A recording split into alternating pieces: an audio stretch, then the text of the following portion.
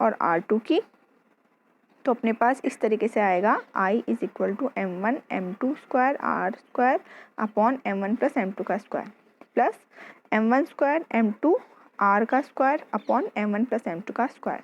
तो M1 plus M2 का square जो है वो अपॉन में ही कॉमन है, तो ये नीचे आ जाएगा और ऊपर अपने पास बचेगा M1। कॉमन क्या है, ऊपर R2 कॉमन है तो R2 को R स्क्वायर कॉमन है तो R स्क्वायर को कॉमन ले लेंगे, तो अपने पास आएगा M1 M2 M1 plus M2 upon M1 plus M2 का स्क्वायर R स्क्वायर। तो एक M1 प्लस M2 से कट जाएगा, तो I इक्वल टू आ जाएगा M1 R1 R square upon M1 plus M2।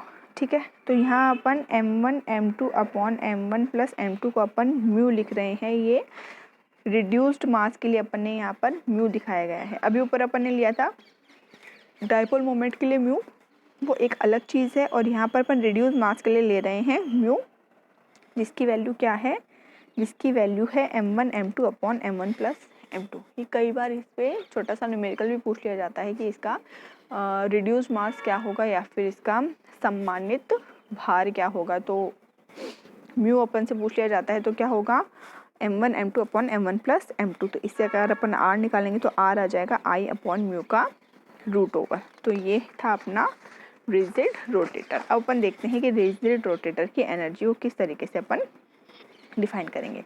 तो energy level of rigid rotator में अपन देखते हैं कि श्रोडिंगर वेव इक्वेशन से करेंगे। इसका जो है आपके ये आता है E इज इक्वल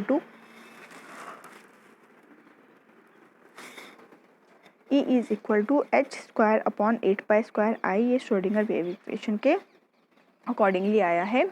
और आगे क्या है इसके J+1 जूल के अंदर ये अपन ने एनर्जी निकाली है। एनर्जी क्या हुई है, एनर्जी लेवल और रिजिड रोटेटर क्या आया है, E is equal to H square upon 8 pi square I J+1।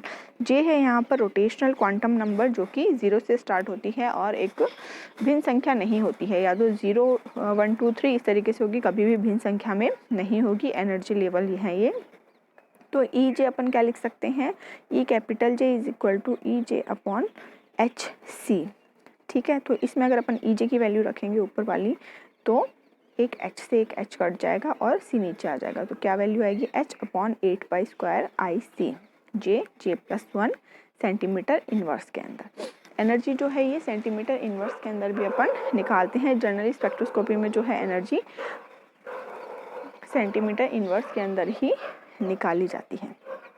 तो ईज यहाँ पर जो आया है H अपॉन 8 पाई स्क्वायर आई सी, इसको अपन B से डिनोट करते हैं और ये एक तरीके का कांस्टेंट होता है जिसे अपन रोटेशनल कांस्टेंट कहते हैं। कई बार इस पर भी न्यूमेरिकल पूछ लिया जाता है। तो क्या होगा अपना formula E J is equal to B J+1 centimetre inverse. ठीक है, अब अपन देखते हैं कि अगर इसमें J की अलग अलग वैल्यूज़ रखते हैं, J की अगर अलग अलग वैल्यूज़ रखते हैं तो अलग अलग एनर्जी लेवल अपन को क्या प्राप्त होता है। तो देखिए सबसे पहले अपन ने रखा है J इक्वल टू 0।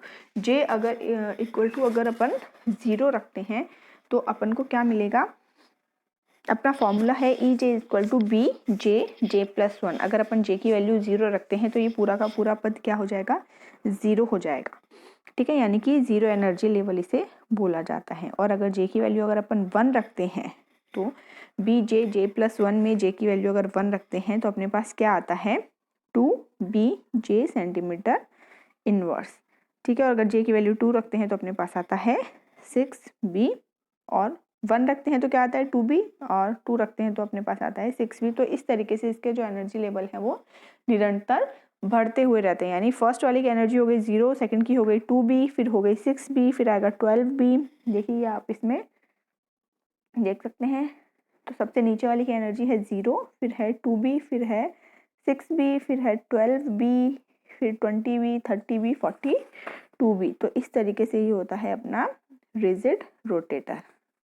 ठीक है, इसके बाद नेक्स्ट है इसकी फ्रीक्वेंसी और इसके सिलेक्शन रूल्स।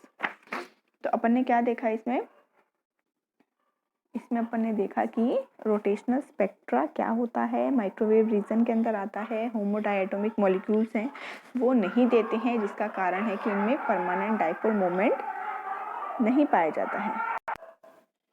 फिर अपन ने देखा रिजिड रोटेटर क्या होता है, किस तरीके से इसका गुरुत्वीय केंद्र होता है और किस तरीके से इसकी मोमेंट ऑफ इनर्शिया की वैल्यू निकालते हैं, और इसके बाद इसके एनर्जी लेवल्स किस किस तरीके से होते हैं। v क्या होता है अपने पास, रोटेशनल कांस्टेंट होता है जिसकी वैल्यू होती है h/8π² IC सेंटीमीटर इनवर्स, और एनर्जी का फॉर्मूला क्या आता है अपने पास रिजिड रोटेटर के लिए, E = BJ+1। B है यहाँ पर रोटेशनल कांस्टेंट और J है यहाँ पर रोटेशनल क्वांटम नंबर। तो नेक्स्ट अपन पढ़ेंगे आगे इसकी फ्रीक्वेंसी और किस किस तरीके से इसके फ्रीक्वेंसी के साथ इसकी जो आती है रोटेशनल स्पेक्ट्रल लाइंस किस तरीके से आती है और इसके सिलेक्शन रूल्स क्या क्या होते हैं। Thank you.